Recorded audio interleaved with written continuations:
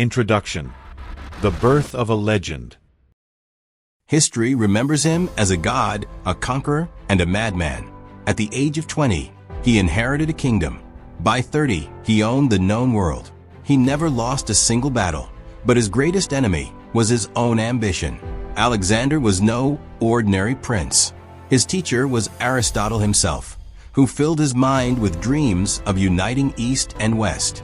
Legend says that on the day of his birth, the temple of Artemis burned to the ground. The goddess was too busy ushering a new titan into the world. His first triumph was taming Bucephalus, a wild stallion that even the most experienced riders feared. Alexander noticed the horse was afraid of its own shadow, so he simply turned its face toward the sun. This principle of seeing what others do not would become his greatest weapon. After the assassination of his father, Philip II, the young king of Macedon turned his gaze eastward, toward the vast and seemingly invincible Persian Empire. Chapter 1.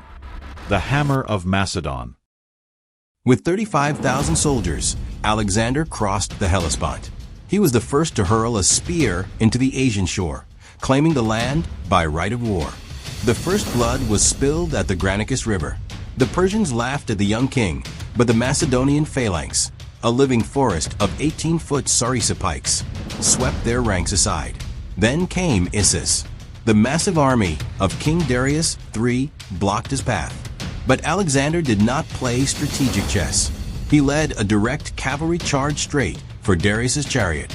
Seeing the frantic fire in the Macedonians' eyes, the King of Kings fled, abandoning his family, his army, and his honor in the dust of the road.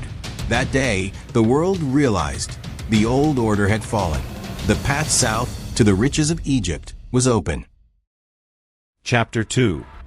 The Pharaon and the Prophet. Egypt welcomed Alexander not as an invader, but as a liberator from the Persian yoke. Here, among the sands, he made a pilgrimage to the Oracle of Ammon in the Siwa oasis. What they spoke of behind the temple's closed doors remains a mystery that Alexander took to his grave. But he emerged convinced. He was not just the son of Philip, but the son of God himself. On the Mediterranean coast, he traced the outlines of a city in the sand, Alexandria, destined to become the capital of science and culture for the next 1,000 years. It was here that construction began on the Pharos lighthouse, one of the wonders of the ancient world. But the thirst for vengeance against Darius gave him no peace. The Persian Empire was still breathing, and the final showdown was yet to come. Chapter 3. The Fall of Persia. The plain of Gaugamela. Darius gathered 1,000,000 warriors from every corner of his empire. Scythe chariots with blades on their wheels were meant to cut the Macedonians to pieces. But Alexander did the impossible once again. Through the dust storms and chaos, he found a gap in the Persian line and delivered a single, fatal blow to the heart of the enemy. Babylon opened its golden gates without a fight. Alexander entered as the rightful heir to the ancient kings. But triumph was clouded by ash. In a drunken stupor, or as a sign of revenge for Athens, Alexander ordered the burning of Persepolis, the jewel of the East. Gold flowed like water, and his soldiers became wealthier than kings. But for Alexander, it wasn't enough. The edge of the world called to him. India called to him. Chapter 4. To the Edge of the Earth. The conquest pushed into the sky. Crossing the snow-covered peaks of the Hindu Kush, the army faced freezing winds and thin air. Even the mountains seemed to tremble before the Macedonian march. Descending from the snow, they entered a world of emerald shadows. The Indian jungle welcomed them with humid heat, giant ferns, and exotic dangers they had never imagined. Against King Porus, Alexander faced a nightmare, a wall of towering war elephants.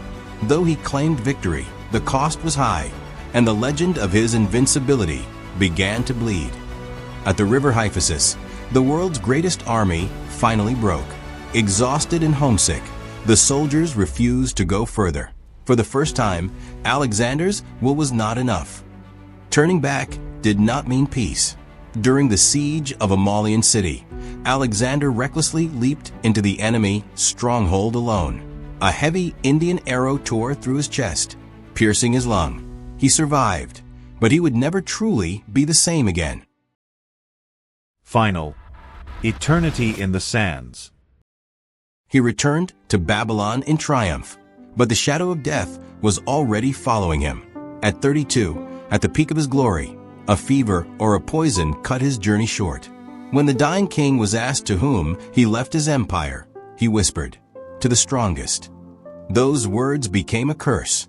His generals tore the great map into pieces, drowning the world in blood for decades.